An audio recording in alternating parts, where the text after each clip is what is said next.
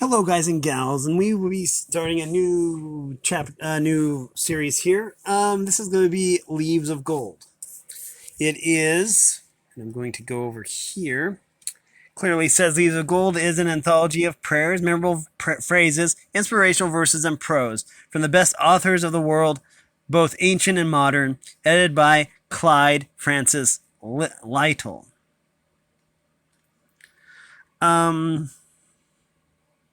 So yeah, this being the first run through, we are going to go over the copyright information as well. Clearly says that this is the revised edition, 12th printing, 1964. Well, that's the only one we're going to go over. Let's see, that should be. Why is it doing this? Okay, there we go. That's the different printings, and it says it's published by the Coslet Publishing Company from Williamsport, Pennsylvania, printed in the United States of America. And this being the first printing, we will read the Bible verse at the very start on the opening page. It clearly says, whatsoever things are true, whatsoever things are honest, whatsoever things are just, whatsoever things are pure, whatsoever things are lovely, whatsoever things are good, or of good report, think on these things. And it's from Philippians 4:8. So anyways, let's get this started. And we are going to start with page 1. The foreword. Leaves of Gold foreword. Poor indeed is the man whose mind is not enriched by some phrase of lasting... Excuse me. Let's try that again. Poor indeed is the man whose mind is not enriched by some phrase of lasting truth and beauty, which serves to restore his soul in the exigencies of life. Each of us needs in his heart's treasury the memory of a lovely line to renew fellowship with the great and noble of this earth. And indeed, also almost as great as the ability to write a line of strength in the ability is the ability to use the line to higher levels of emotion and achievement. To discover fresh in truth expressed with elemental force our eternal kinship with God in a universal urge, Leaves of Gold has its origin in the recognition of this impulse. From those who spoke with authority have been chosen words in which the word becomes flesh to dwell among us. Here are maxims, phrases, anecdotes, passages, proverbs, and essays from the best minds among men. Here are words of wisdom and thoughts of comfort for all mankind. Consolation is the object of Leaves of Gold, to provide a key to things of the spirit as inspiration for daily living. Its design. Okay, I think this is one page. It is. Okay. To the great minds, both past and present, who have made the compilation of this volume a pleasant duty, our sincere and humble thanks, the editors. And then we have the table of contents here. And we are going to start off with the Heart's Haven. Civilization had its beginning around an open fire. Here, at its warmth, gathered the family group to find safety, comfort, and companionship. Trace the origin of our word fireplace, and you will find it definitely related to the Latin word focus. There is the explanation for what home has always meant. For home is the center of life. No mere residence of the body, but the axis of the heart, the place where affections develop themselves, where children love and learn, where two toil together to make life a blessing. To picture in a word the depth of want, we say of a man that he is homeless. True, life is a journey, and we all are on a pilgrimage, but when distance has lost its enchantment and the ardor... Let's see. and the ardor for adventure has cooled when danger has been bravely faced and wonder satiated. Hearts long for a resting place to find in the ruddy glow of the hearth fire, the charm from the skies that hallows life and gives refuge to man's tired soul. And that's also by the editors. With unrelenting crescendo, the symphony of a life replete with melodic progression hastens to its finale, and a friendship that is ours to share with its largos and allegros moves everlasting onward in sweet memories. Leaves of Gold. We're going to go over part 1, action. Two divisions of society. There are two methods of human activity, and according to which one of these two kind of activities people mainly follow, are there two kinds of people. One use their reason to learn and is good, and what is bad, and they act according to their knowledge. The other act as they want to, and then they use their reason to prove that what they did was good and that which they didn't do was bad. That is by Leo Tolstoy. Standard of judgment. Men are not to be judged by what they do not know, but by what they know and by the manner in which they know it. And that is by, I don't know how to pronounce this name, Vavanagris, I think. Vavanagis? Next. Christianity is not a voice in the wilderness, but a life in the world. It is not an idea in the air, but feet on the ground going God's way. It is not an exotic to be kept under glass, but a hardy plant to bear 12 months of fruit in all kinds of weather. Fidelity to duty is its roots and branch. Nothing we can say to the Lord, no calling him by great or dear names, can take the place of the plain doing of his will. We may cry out about the beauty of eating bread with him in his kingdom, but it is wasted beneath and a rootless hope. Unless we plow and plant in his kingdom, here and now, we remember him at his table, and to forget him at ours is to have invested in bad securities. There is no substitute for plain everyday goodness, and that is by Babcock. Two alternatives. We shall meanly lose or nobly save the last hope of earth. That's by Abraham Lincoln. Let me read that one again. Two alternatives. We shall meanly lose or nobly save the last hope of earth. Yeah, that makes sense. Okay, training. An athlete was never made by mere instruction. No soldier was ever trained by the mere study of his manual, but by practicing his drill. Not the hearers of the law, but the doers are justified before God. We must be going forward, not standing still, simply listening and learning. Where our duty is seen, God is revealed. Duty is always the will of God. To see it and not to do it is a most disastrous thing for the man, as well as being an offense against God. And that is by Outlook. Okay. Sermons we see. I'd rather see a sermon than hear one any day. I'd rather one should walk with me than merely show the way.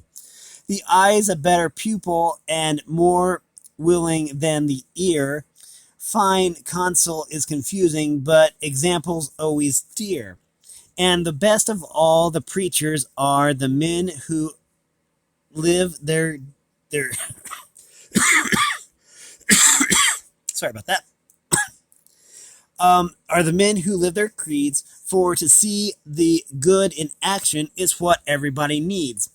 I can soon learn how to do it if you'll let me see it done. I can watch your hands in action, but your tongue too fast may run. And the lectures you deliver may be very wise and true, but I'd rather get my lesson by observing what you do. For I may um okay, sorry. But I'd rather get my lesson by observing what you do. For I may misunderstand you and the high advice you give, but there's no misunderstanding how you act and how you live. That is by Edgar A. Guest.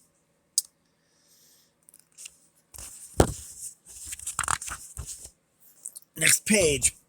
Righteousness is the fulfillment of God's creative purpose in a man's whole life. It begins with the soul, the real eternal self, that is instinct with the life of the God from whom it came. It is the response of the highest in man to the claim of God. Percy C. Ainsworth. Okay.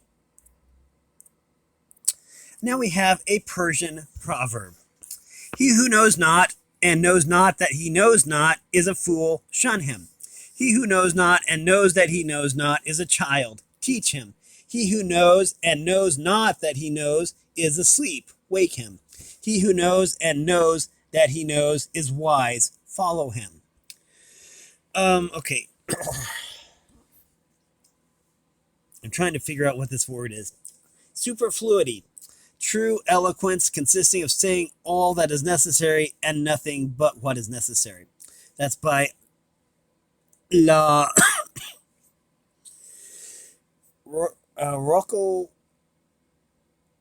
Cold or something like that. Okay. Personality is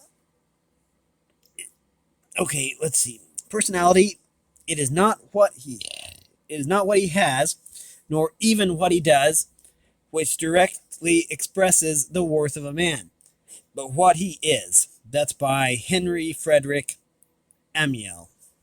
Kismet, I do not believe in a fate that falls on men, however they act, but I do believe in a fate that falls on them unless they act. That's by G.K. Chesterton.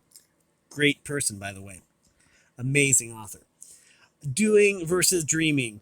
Do noble things, not dream them all day long, and so make life, death, and the vast forever one grand sweet song. That's by Charles Kingsley. The harvest, sow a thought, reap an act, sow an act, reap a habit, sow a habit, reap a character, sow a character, reap a destiny. Who lives most? We live in deeds, not years, in thoughts, not breaths, in feelings, not in figures on a dial. We should count time by heartthrobs. He who lives, who thinks most, feels the noblest, acts the best. That's by Philip James Bailey.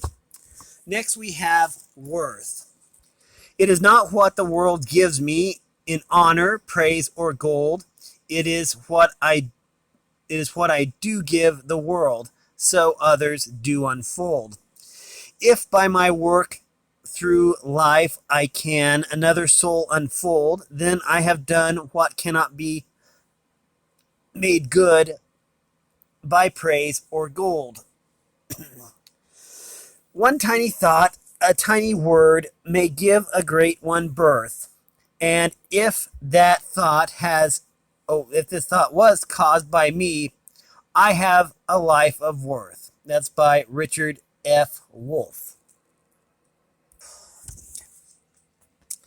Okay, next we have divine service. Unless we perform divine service with every willing act of our life, we never perform it at all. That's by John Ruskin. Growth. All growth depends upon activity. There is no development physically or intellectually without effort, and effort means work. Work is not a curse. It is a prerogative of intelligence, the only means to manhood, and the measure of civilization. That's by Calvin Coolidge. What is worthwhile? To world the world is blessed most by men who do things and not by those who merely talk about them. That's by James Oliver.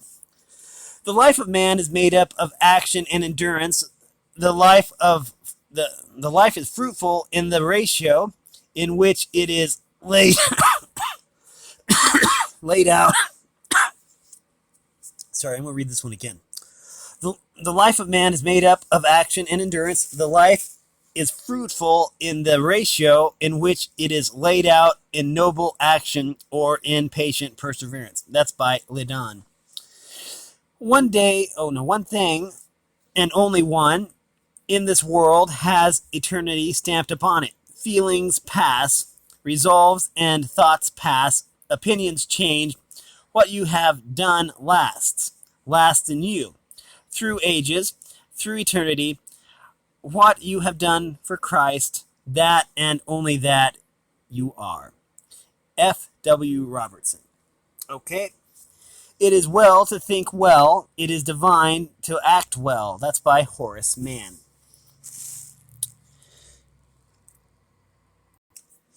Existence was given us for action, rather than indolence and aimless contemplation. Our worth is determined by the good deeds we do rather than by the fine emotions we feel.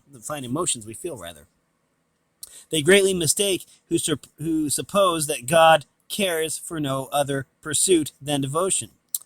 That's by E. L. Magoon. Sin, by its deadly infusions into the soul of man, wastes and eats out the innate vigor of the soul and casts it into such a deep lethargy as that it is not able to recover itself. That's by J. Smith. Next is discipline. Thank God every morning when you get up that you have something to do which must be done whether you like it or not. Being forced to work and forced to do your best will breed in you temperance, self-control, diligence, strength of will, content, and 100 other virtues which the idle never know. That's also by Charles Kingsley. And here's one called Do Something. Do something. Observe what St. Paul did at Athens. He did something. He was not the man to stand still and confer with flesh and blood. In the face of a city full of idols, he might have reasoned with himself that he stood alone, that he was a Jew by birth, that he was a stranger in a strange land, that he had to oppose the rooted prejudices and old associations of learned men, that to attack the old religion of a whole city was to that to attack the old religion of a whole city was to beard a lion in his den, that the doctrines of the gospel were little likely to be effective on minds steeped in Greek philosophy. But none of these thoughts seem to have crossed the mind of St. Paul. He saw souls perishing. He felt that life was short and time passing away. He had confidence in the power of his master's message to meet every man's soul. He had received mercy himself and knew not how to hold his peace. He acted at once, and what his hand found to do he did, and with all his might. That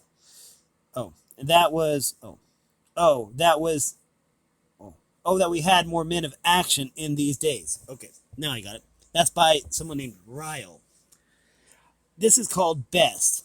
Like the star that shines afar, without haste and without rest, let each man wheel with steady sway round the task that rules the day, and do his best. That is by Goethe. And we are to reality. I will be a man among men, and no longer a dreamer among shadows. Henceforth, be mine a life of action and reality. I will work in my own sphere, nor wish it other than it is. This alone is health and happiness. That's by Henry W. Longfellow.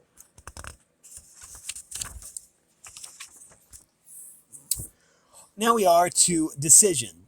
The decisive man walks by the light of his own judgment and has made up his mind, and having done so, henceforth action is before him. He cannot bear to sit amidst unrealized speculations.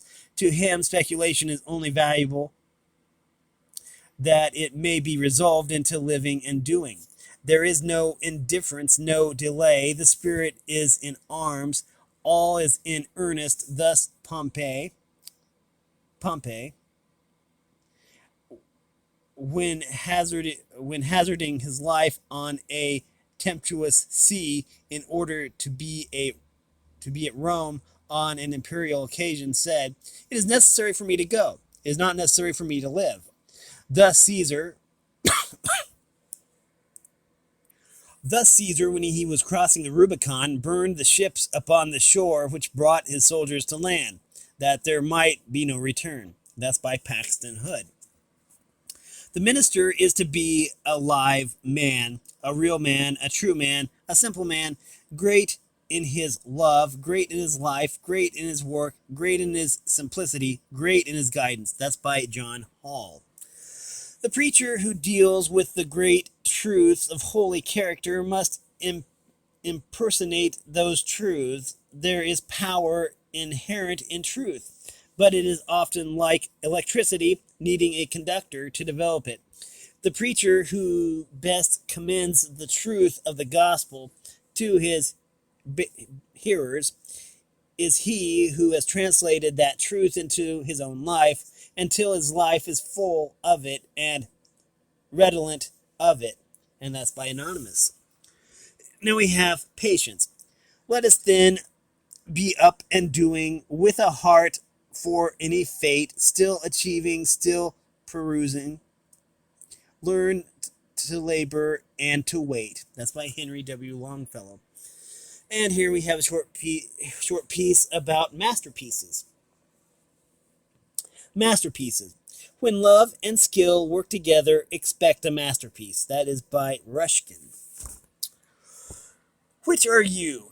A tender or an absenter, a pillar or a sleeper, a wing or a weight, a power or a problem, a promoter or a provoker, a giver or a getter, a goer or a gatter, a doer or a deadhead, a booter or a bucker, a supporter or a sponger, a soldier or a sorehead, a worker or a warrior, a friend or a fault finder, a helper or a hinderer, a campaigner or a camper. And that is from the Baptist. Okay. Fortuitous, the greatest pleasure I know is to do a good action by stealth and have it found out by accident. That is by Charles Lamb. Thought, to act is easy, to think is hard. That is by Goethe or Goethe. Daydreaming. I sleep, though through my years I sleep through my years in the shadow of my puny cosmos while I should be dusting the stars. That is by Kermit Oswald. Goals. I find the great thing in this world is not so much where we stand as in what direction we are moving. That is also by Goethe. Sculptors, all in their lifetime, carve their own soul's statue. That is by Thomas Buchanan Reed. Now, I don't know how big each of these chapters are, but I think that we'll stop here, and then we will pick up with adversity next time. So yeah. We've been reading from Leaves of Gold. I do need to find a bookmark now. I didn't realize I would need one, actually, because the other book that I was reading had a bookmark. So I'm going to take this time to get a bookmark. Okay. And we will go from there. We've been reading from Leaves of Gold. It is an anthology of prayers and inspirational sayings and stuff. So this should be a fun read. Anyways, if you like this content, make sure you like and subscribe and ring the bell so you know I upload. Also, if you support me in any way, if you want to join the Discord server, all information will be in the description below. And as always, thanks for watching, everyone, and have a great day.